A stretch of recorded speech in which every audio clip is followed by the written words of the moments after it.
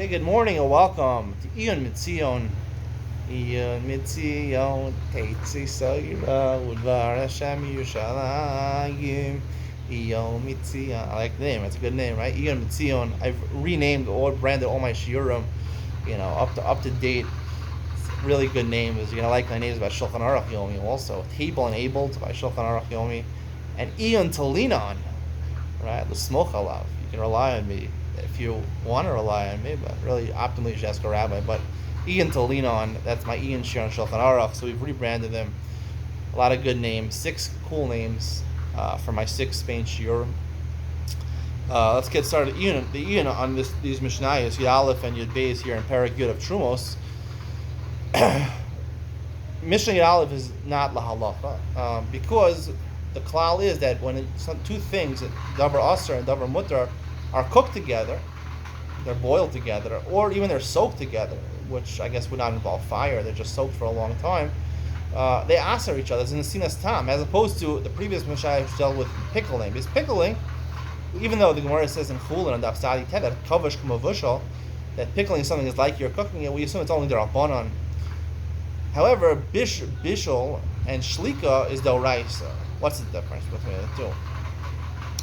The difference is that kavush, when you pickle something, even though it is polate, it emits, it exudes taste from whatever is aser to the mutter thing, it only goes on the exterior of that thing. It only goes on the exterior. So therefore, unless there's a hole in the other thing that it gets in the panemius, or it's something very sharp, which is moist and it's bolea, so then we assume that it went to the interior. Because no Saint Tom is not, it's not about the taste. If you taste something that has an external taste on the surface of a vegetable or a fruit, so that nesinas tam is an external. It's like svia ein ba mamashos. It doesn't aser. However, in order to be nosin tam, it has to go to the interior. So a lot of these tanoim, Mishnah Yud Aleph, are saying by spinach, like cabbage, things which have basar, meat. Only those things by bishul give nesinas tam. However, the Rabbanon argue on Yud Aleph, and they say no, we don't, and we hold like the Rabbanon that anything, right? Anything, even if it's not meat, even if it's not spinach, even if it's not krug, even if it's not liver or meat, these are things which are considered to have a lot of tam, because the idea of the sinas tam is not a din in tasting it. The idea of the sinas tam is that it changes, it alters the taste. Even if you can't taste it, most people can't taste it, but since there are some people that are mefunakim, that are a delicate taste, are able to taste these things like me, like I have a very keen sense of taste, so therefore that would aser. And the sinas tam is not because you could taste it, it's because it alters the taste inside the fruit or vegetable. It has to get inside on the exterior, it's ein bo mamish, but if it's in the interior, it's yesh bo mamish, it changes the taste. And even if it's not discernible for most people, it doesn't make a difference.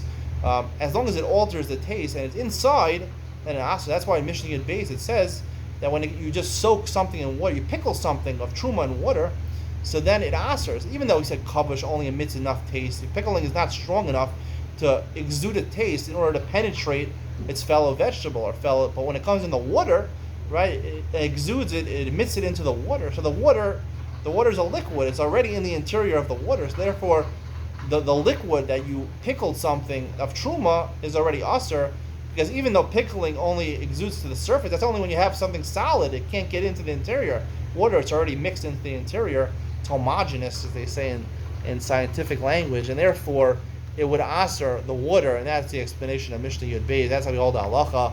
Hope you enjoyed today's share. See you later on for more shiurim in Yeshiva YouTube.